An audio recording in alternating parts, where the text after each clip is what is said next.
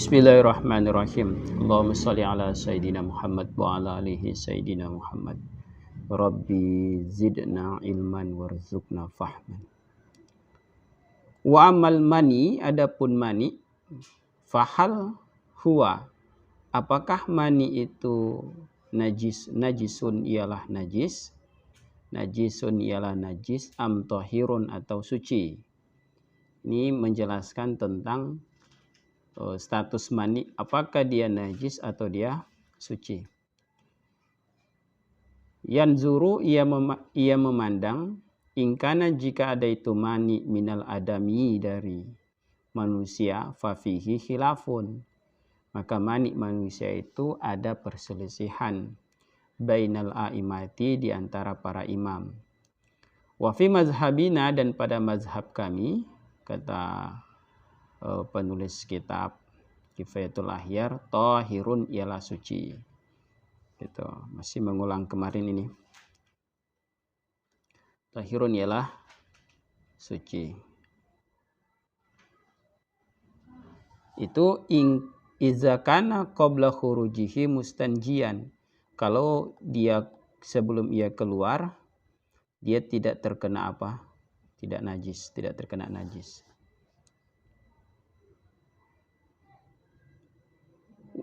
Yang kemarin, terakhir kemarin, kemudian anak putuskan di tengah jalan itu.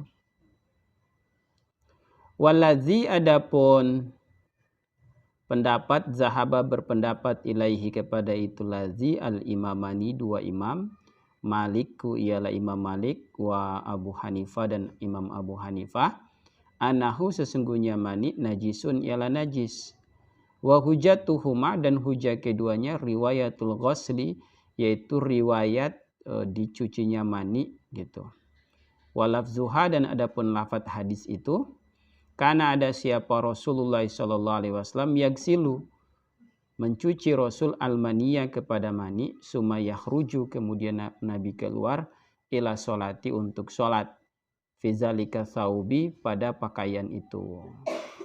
Kalau Imam Malik dan Imam Abu Hanifah justru sebaliknya dari pendapat dari mazhab kita, yaitu memandang mani itu adalah najis. Hujahnya adalah hadis yang ini, bahwa Nabi mencuci maninya dulu saat habis habis mandi Nabi, baru di pakaiannya ada mani, Nabi cuci, baru kemudian Nabi keluar menggunakan pakaian itu. Asumsinya adalah kalau dia bukan najis, harusnya Nabi tidak perlu cuci, kan begitu.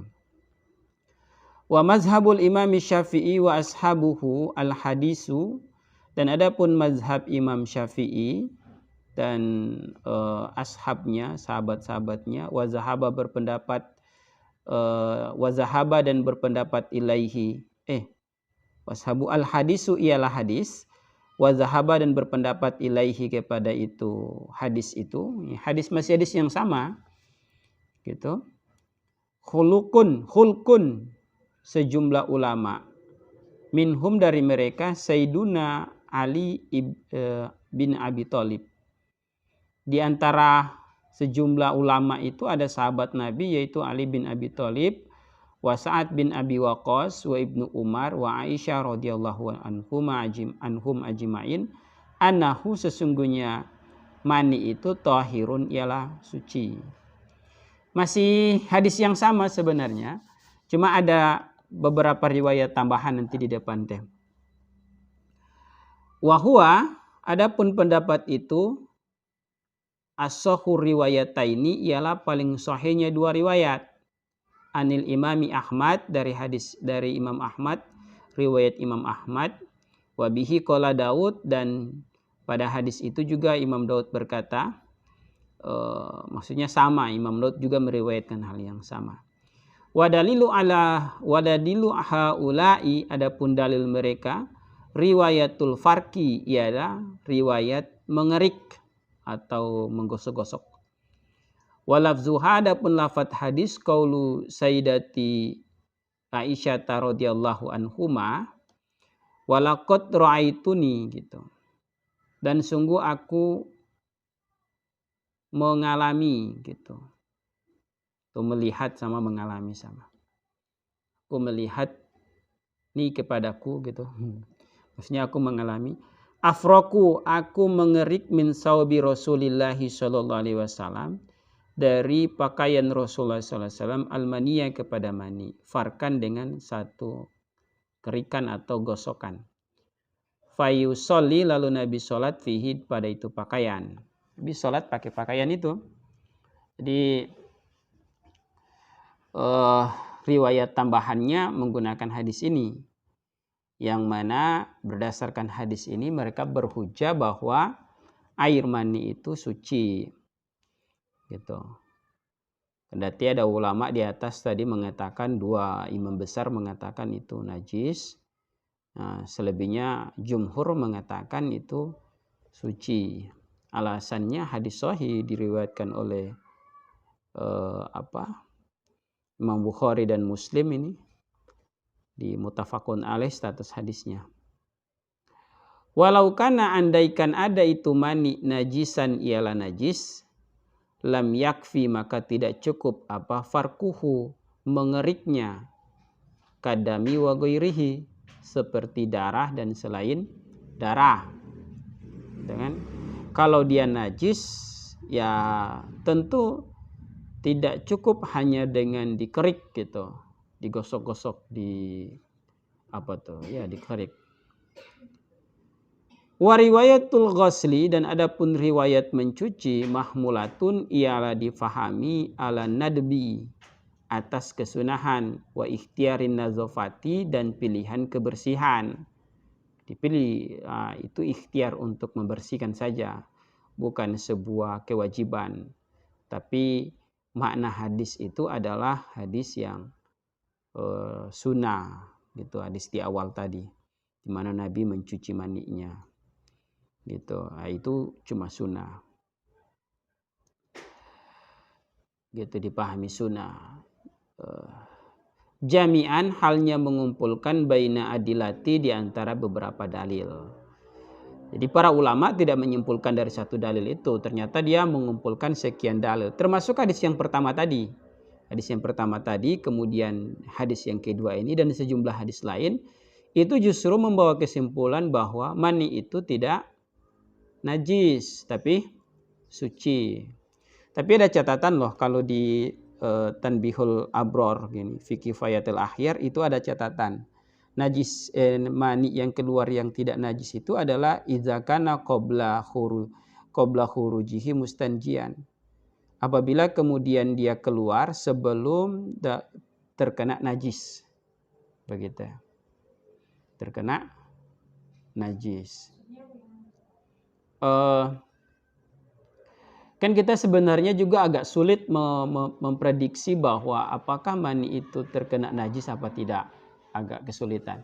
Misalnya ketika lagi melakukan hubungan suami istri, tentu dia tidak hanya mani, tapi ada mazi, gitu kan? Persoalannya itu ada mazi. Apalagi kalau dia sudah tertuang di rahim perempuan, tentu dia tidak keluar murni hanya mani saja, ya kan? Tapi bisa jadi dia keluar dengan, kan di perempuan itu juga ada semacam pelumas itu kan, yang mazi itu namanya, mazi itu namanya. Nah berarti kalau dia sudah bercampur begitu kan, sulit untuk bisa dipastikan bahwa dia keluar tanpa najis. Tentu saya tidak tahu apakah kemudian benar apa tidak.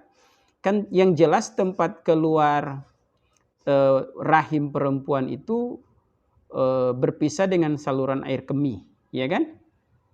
Dua jalan yang berbeda.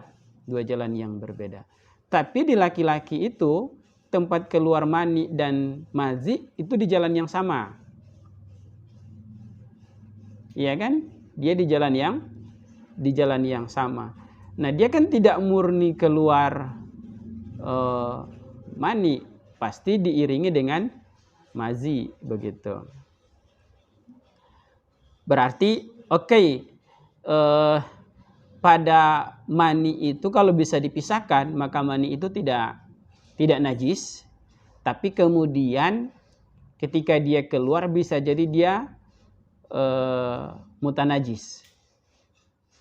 Karena dia kemudian lewat di jalur yang, kalau dari laki-laki lewat di jalur yang saluran air kemih itu misalnya. Kan begitu?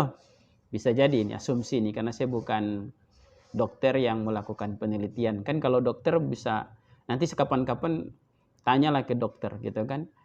Tapi asumsi ana begitu. Karena perdebatan Imam Malik dan Imam Syafi'i juga ada yang mengatakan bahwa Imam Malik sampai bilang oke lah kalau kemudian dia tidak najis tapi dia keluar di jalur yang tempat keluar air kemih. Otomatis kan dia tidak ke air kemih itu, asumsinya dia tidak keluar semua kan, dan dia tidak kena cebok di bagian dalamnya itu kan. Ketika dia keluar di situ bisa jadi dia menjadi mutanajis karena bercampur di saluran tempat keluarnya. Kan begitu? Gitu. Lanjut. Wala farqa, dan tiada bedanya fi zalika pada demikian itu baina mani rajuli, antara mani laki-laki, wal mar'ati dan perempuan, alal mazhabi menurut pendapat mazhab. Nah ini dia bilang begitu. Saya tidak tahu apakah tempat keluar mani perempuan itu. Yang jelas rahim itu dia berbeda dengan saluran tempat keluar air kemih. Gitu.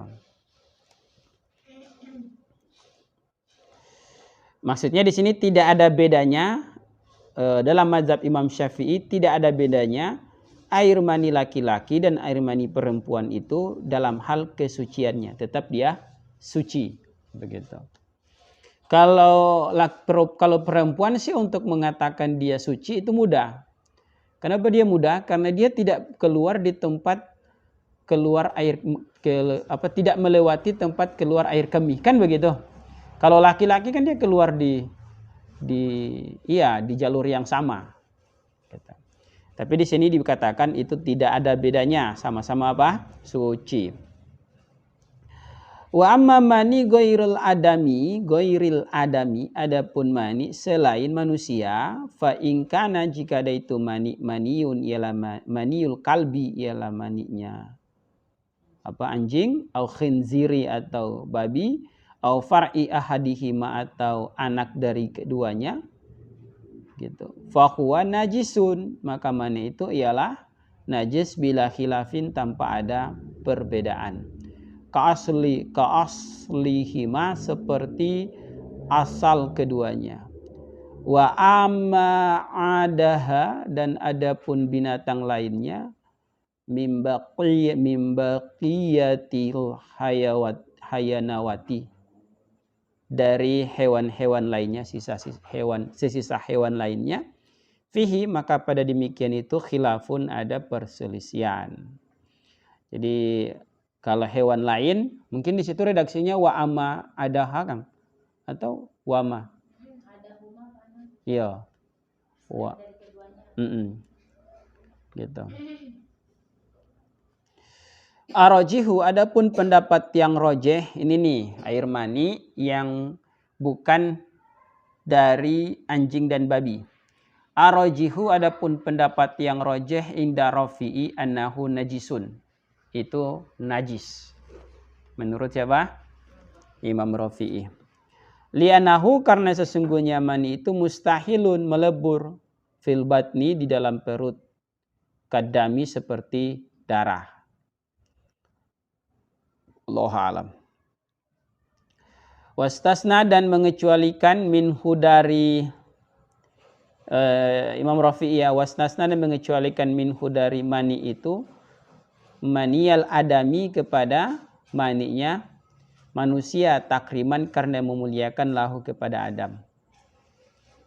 Alasan Imam Rafi'i gampang tuh, sederhana soal mani manusia itu, takriman. Cuma itu, enggak ada lainnya. Warajihu, adapun pendapat yang rajih ingda Nawawi, menurut Imam Nawawi, anau, sungguhnya mani yang hewan, ya, hewan selain anjing dan babi ini, ya, tahirun, ialah suci, kata Imam Nawawi. Wa qala, dan ia berkata, innahu, sungguhnya demikian itu pendapat al-ashah, ialah pendapat paling sahih indal muhaqqiqin, menurut ulama-ulama muhakkik, wal aksarin, dan kebanyakan ulama. Lianahu, karena sungguhnya mani aslu hayawani tahirin, ialah asal hewan-hewan yang suci. Fakana, maka ada itu mani tahiron, ialah suci, kal adami, seperti manusia. Ya, kalau manusia katanya asal maninya suci, maka manusianya juga suci gitu kan. Maka kalau hewan yang selain anjing dan babi berarti suci. Karena pada kenyataannya hewannya juga suci. Kendati hewan itu tidak dimakan loh. Ya kan, kayak kucing itu kan hewan suci. Gitu, tapi dia cuma tidak halal dimakan. Wa fi wajhin, dan dalam satu pendapat, innahu, sesungguhnya itu mani selain babi dan anjing ini ya, najisun, ialah najis, min ghairi makulin, selain dari hewan yang dimakan, tahirun, ialah suci, begitu. Jadi kalau yang tidak dimakan itu najis, yang dimakan itu apa? Suci. Minhu dari minal ma'kul, ya. Searti minal ma'kul itu dari hewan yang dimakan. Berarti maksudnya tahirun itu minhu, suci itu dari hewan yang halal dimakan. Kalabani, seperti susu. Wallahu alam. Jadi dia najis kalau kemudian tidak dimakan, hewan yang tidak dimakan. Nanti bikin catatan saja itu, karena bahasanya ada terjadi pembuangan di situ. Gitu, ada terjadi pembuangan kalimat minal ma'kul. Iya. Jadi dia kembalinya di minal ma'kul. Jadi dari yang halal dimakan. Jadi dia itu suci kalau hewannya halal dimakan, tapi dia najis min ghairi ma'kul, yang tidak dimakan berarti najis. Tahirun minhu, tahirun suci, minhu dari minal ma'kul, dari hewan yang dimakan. Kalabani, seperti susu, begitu. Jadi kalaupun mengikuti pendapat ini, bisa kita pilah bahwa dia najis, tapi najis pada hewan yang tidak dimakan, karena haram dimakan, kendati hewan itu suci. Tapi kok nanti konsekuensinya kan agak paradoks juga kalau kita konsisten dengan kaidah al-aslu qayyu gitu, asal itu lebih kuat. Maka jika kucing itu hewan yang tidak halal dimakan, dan kita berasumsi, kita mengikuti kaidah itu dan pendapat ini yang fi wajhin ini, satu wajah ini, maka kucing itu najis. Karena maninya kucing najis, berarti otomatis kucingnya juga najis karena mengikuti asal. Iya kan? Kalau kita konsisten kita mengatakan bahwa kalau dipilah bahwa mani hewan yang tidak halal dimakan najis, dan yang halal dimakan suci. Kalau kita konsisten dengan pendapat itu, maka ada kaidah usul. Konsekuensinya adalah al-aslu qayyu, asal itu kuat, dan hukum itu lahir dari asalnya, kan begitu? Hukum itu lahir dari asalnya. Nah, kalau kemudian kita konsisten dengan itu, maka kita akan kena pada pelihara kucing. Kucing itu jadi najis. Kenapa? Karena maninya kita hukumi seperti kita hukumi dia najis. Berarti ketika jadi kucing, berarti kucingnya juga najis, begitu. Jadi kalau biar lebih aman, biar kita tidak kena tidak kena iskal macam itu, maka kita pisahkan itu saja ke pendapat yang tadi, bahwa mani anjing dan babi itu adalah najis sebagaimana asalnya, begitu kan, dia adalah najis, maka kemudian yang suci dan halal dimakan dan tidak halal dimakan, maniknya apa? Suci. Seperti manusia kan tidak halal dimakan, tapi maniknya suci, sehingga dia jadi manusia juga tetap suci. Kalau enggak kita bakalan iskal dengan kaidah tadi, bahwa hukum itu mengikuti asalnya, kan begitu. Biar nak kena itu ya begitu saja pendapat yang kita ambil. Dua-duanya suci, gitu kan, kecuali anjing dan babi, begitu. Wa ghuslu jami'il abwal, dan membasuh semua kencing, wal auras dan feses, wajibun ialah wajib, ila baula sobi, kecuali kencing anak laki-laki, alladzi yang lam yakul belum makan, atau amma pada makanan, fa'inahu maka sesungguhnya baula sobi yathuru ialah menjadi suci, birashil ma'i dengan memercikkan air alaihi atas baula sobi, kencing laki-laki, bayi laki-laki yang belum makan apa-apa kecuali air ASI. Wajib tuh cebok, itu hukumnya apa? Wajib. Hujjatul wujubi hadisul a'rab. Hujjah wajibnya ghuslu jamil amwal wal auras itu adalah hadisul a'rab. Hadisnya orang Arabi, itu hadis Arabi yang kencing di mana? Di masjid. Wa ghairihi, dan selain Arabi. Wa amma kaifiyatul ghusli, adapun tata cara mencuci gitu. Fa najasatu, maka adapun najis, tarotan di satu kali, takunu ainiyatan. Takunu ada itu najis ainiyah, yaitu najis ainiyah. Apa itu hadis ainiyah? Aitu syahadu bil ain, yakni yang bisa disaksikan, dilihat dengan mata. Watarotan takunu, dan kadangkala takunu hukmiyatan, hadisnya hadis hukmiyah.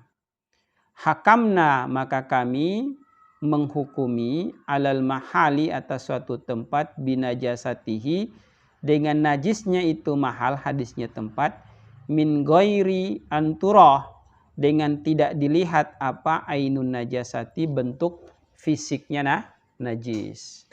Jadi najis itu ada kalanya dia najis ainiyah. Apa itu najis ainiyah? Tusyahadu bil ain, yaitu najis yang bisa disaksikan dengan mata, atau bisa dilihat apa bentuk fisiknya. Bi ain itu bisa dimaknakan fisiknya. Dan kadangkala juga hadis itu adalah hadis hukmiyah. Apa itu hadis hukmiyah? Hadis yang kami hukumi suatu tempat terkategori bernajis ketika dia tidak bisa dilihat bentuk najisnya. Gitu. Kita tidak mampu melihat gitu anturo min ghairi anturo, dengan tidak bisa dilihat apa ainun najasati, bentuk najis.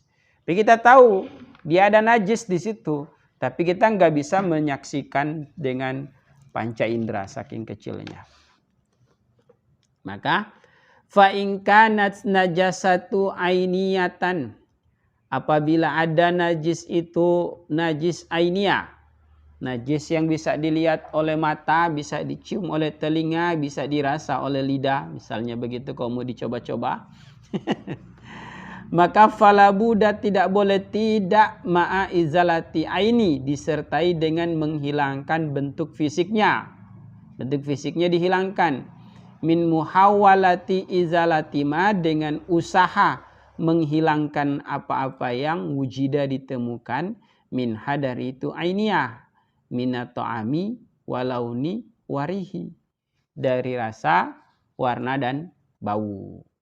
Jadi kalau najis itu adalah najis ainiyah gitu, maka mesti dihilangkan terlebih dahulu bentuk najisnya.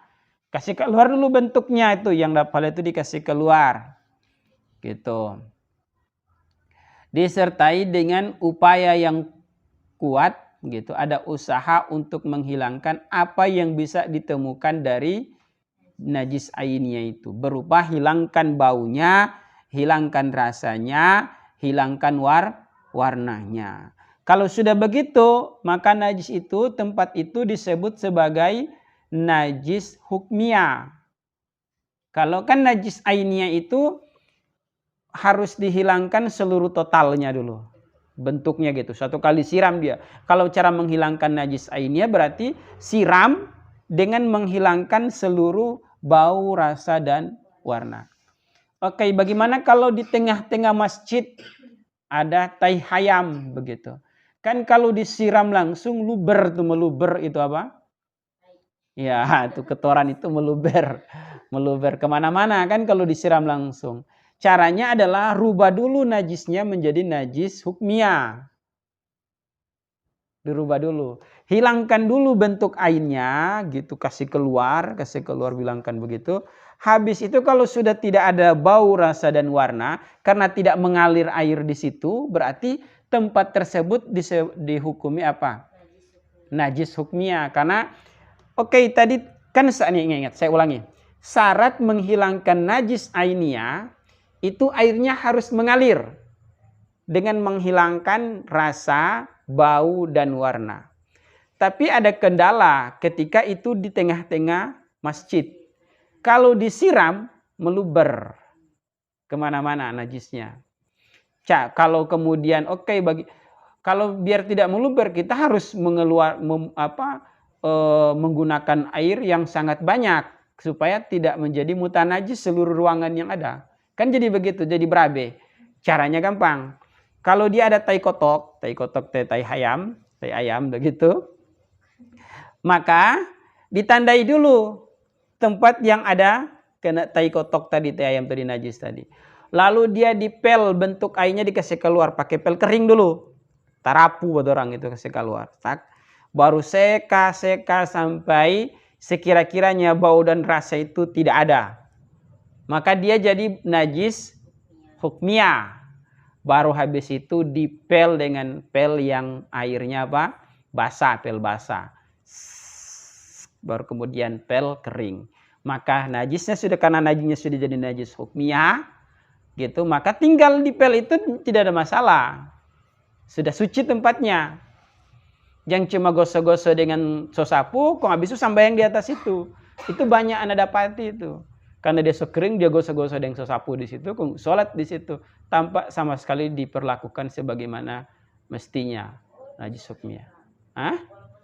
Iya, tetap biar tempat itu kalau dia kena najis kering, kasih keluar DP najis, tetap dia masih mutanajis, tapi dia mutanajis dengan najis hukmiyah.